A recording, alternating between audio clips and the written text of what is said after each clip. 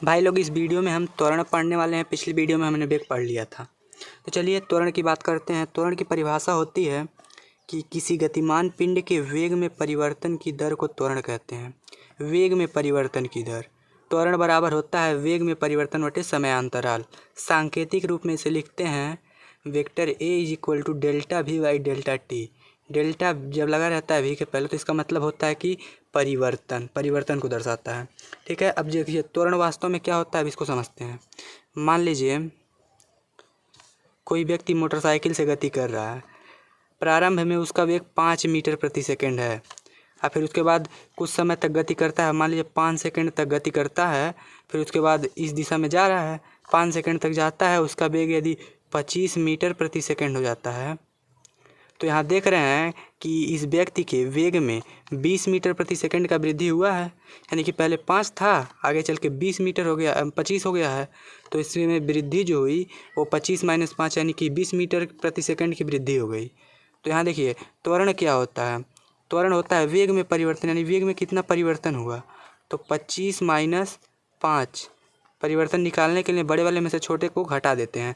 फिर उसके बाद समय अंतराल, समय कितना लगा 5 second. 25 minus 5 20/5 equal to 4 metre प्रति सेकेंड स्क्वायर। यानी कि हर एक सेकेंड 4 मीटर प्रति सेकेंड उसके वेग में वृद्धि हुई है। तो देखिए पहले सेकेंड 4 मीटर प्रति सेकेंड हुई तो 9 मीटर प्रति सेकेंड हुआ होगा वेग।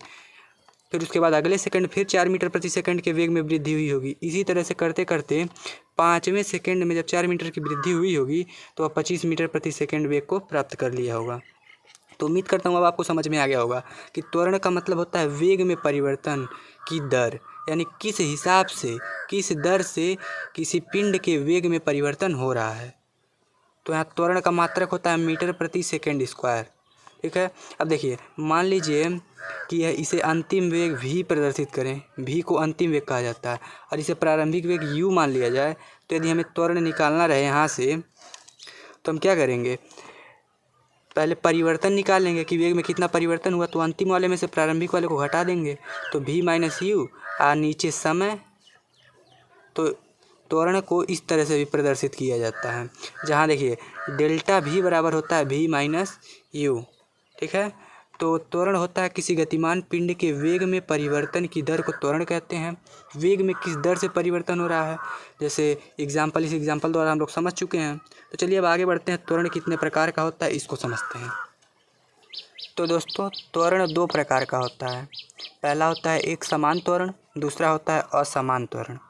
अब एक समान त्वरण को इंग्लिश में कहते हैं यूनिफॉर्म एक्सीलरेशन, असमान त्वरण को इंग्लिश में कहते हैं नॉन यूनिफॉर्म एक्सीलरेशन। असमान त्वरण को परिवर्तित त्वरण भी कहा जाता है। तो चलिए अब इनको अलग अलग समझते हैं कि एक समान त्वरण असमान त्वरण क्या होता है। चलिए सबसे पहले इसकी परिभाषा लिख दे रहे हैं, फिर उसके बाद इसको समझते हैं।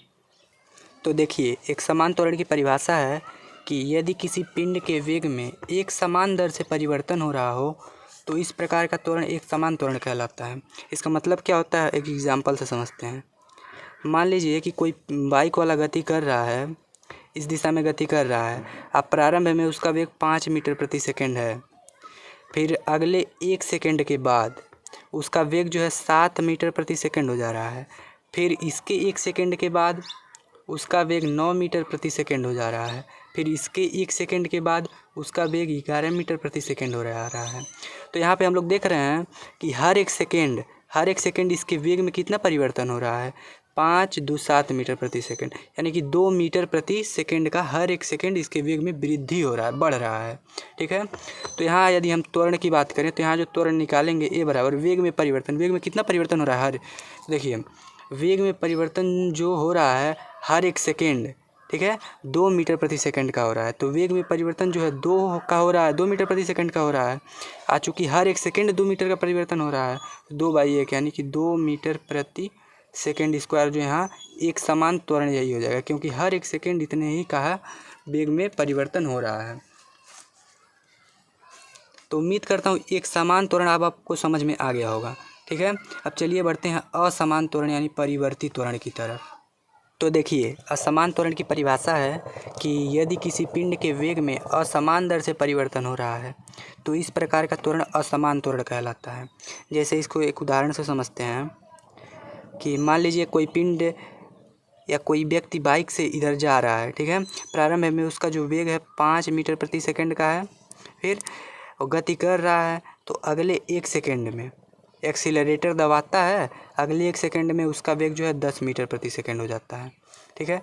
फिर जब 1 सेकंड हो गया फिर तुरंत एक्सीलरेटर थोड़ा और दबाया तो फिर अगले 1 सेकंड में उसका वेग जो है 12 मीटर प्रति सेकंड का हो गया, ठीक है। फिर अगले 1 सेकंड में एक्सीलरेटर और दबाया, उसका वेग जो है 20 मीटर प्रति सेकंड का हो गया, ठीक। तब यहाँ देखिए पहले इन दोनों वेगों के बीच में देखिए कितना परिवर्तन हुआ, 5 मीटर प्रति सेकंड का परिवर्तन हुआ, क्योंकि पहले 5 था फिर आगे 10 हो गया 1 सेकंड में एक्सीलरेटर बढ़ाया तो, ठीक है। तो यहाँ यदि हम त्वरण निकालते हैं तो त्वरण इन दोनों बिंदुओं के बीच में, ठीक है, इन दोनों वेगों के बीच में यदि हम त्वरण निकालेंगे, देखिए वेग में परिवर्तन कितना हुआ 5 मीटर प्रति सेकंड का, समय कितना है 1 सेकंड का, यानी कि 5 मीटर प्रति सेकंड स्क्वायर इन दोनों बिंदुओं के बीच त्वरण है, ठीक है। यहाँ त्वरण जो है 5 मीटर प्रति सेकंड स्क्वायर का त्वरण है। और फिर अब इन दोनों बिंदुओं के बीच में देखें तो देखिए 10 से हुआ है 12 के बीच में वेग में परिवर्तन कितना हुआ है 2 मीटर प्रति सेकंड का, ठीक है। तो यदि यहाँ ए का मान निकालें तो वेग में परिवर्तन बटे समयांतराल 1 सेकंड है, 2 मीटर प्रति सेकंड स्क्वायर का यहाँ त्वरण है, ठीक है। और फिर यहाँ देखें तो वेग में परिवर्तन कितना हुआ 12 था 20 हो गया, ठीक है। तो 8 मीटर प्रति सेकंड वृद्धि हो गई है, ठीक है। तो अब यहाँ इसके बीच में यदि हम ए का मान निकालें तो वेग में परिवर्तन कितना है 8 है और समय अंतराल 1 सेकंड ही है, तो त्वरण हो जाएगा 8 मीटर प्रति सेकंड स्क्वायर, ठीक। देखिए यहाँ 8 मीटर प्रति सेकंड स्क्वायर। अब देखते हैं हम, देखो प्रारंभ में इन दोनों वेगों के बीच में 5 मीटर प्रति सेकंड स्क्वायर का त्वरण था, फिर अगले जगह पे 2 मीटर प्रति सेकंड स्क्वायर का त्वरण है, फिर त्वरण और अधिक बढ़ जा रहा है 8 मीटर प्रति सेकंड स्क्वायर का त्वरण है। तो त्वरण का मतलब है इन दोनों वेगों के बीच में वेग जो बढ़ा है वो 1 सेकंड में 5 मीटर प्रति सेकंड बढ़ा है। और फिर यहाँ इन दोनों वेगों के बीच में वेग जो बढ़ा है हर एक सेकंड 2 मीटर प्रति सेकंड बढ़ा है। फिर यहाँ पे हर एक सेकंड जो है 8 मीटर प्रति सेकंड बढ़ा है। तो यहाँ देख रहे हैं कि पिंड के वेग में यानी इस बाइक के वेग में असमान दर से परिवर्तन हो रहा है, ठीक है। तो इसी तरह के त्वरण को असमान त्वरण कहते हैं। अब देखिए मान लीजिए, नोट करके लिख लिया जाएगा, मान लीजिए कि पहले वेग था 5 मीटर प्रति सेकंड, आगे वेग हो गया 7 मीटर प्रति सेकंड, फिर वेग हो गया 9 मीटर प्रति सेकंड, ठीक है। तो यहाँ देखें इन दोनों बिंदुओं के बीच में देखेंगे यदि यहाँ पे मतलब यहाँ से यहाँ तक समय यदि 5 सेकंड है, फिर यहाँ से यहाँ तक भी समय यदि 5 सेकंड है, तो यदि इन दोनों के बिंदुओं के बीच में त्वरण निकालेंगे तो देखिए वेग में परिवर्तन कितना हुआ 5 2 7 2 आ गया। और फिर ए का मान निकालेंगे, वेग में परिवर्तन बटे समय अंतराल 5 सेकंड बराबर 2/5 मीटर प्रति सेकंड स्क्वायर, ठीक है। तो देखिए और फिर यहाँ निकालेंगे तो वेग में परिवर्तन तो 7 दूनो 2/5 मीटर प्रति सेकंड यहाँ भी हो जाएगा। तो यहाँ जो त्वरण होगा ये एक समान त्वरण होगा। अब देखिए जब हम त्वरण की बात कर रहे हैं तो हमेशा वेग बढ़ रहा है, ठीक है। यानी 5 मीटर था 5 से 7 हो गया, 7 से 9 हो गया। ऐसा नहीं है कि त्वरण केवल वेग बढ़ाता है, वेग घट भी सकता है।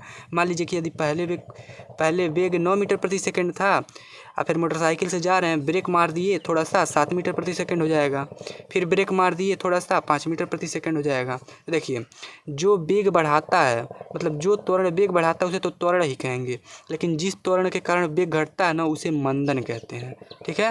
तो त्वरण वेग बढ़ाता है, मंदन वेग घटाता है।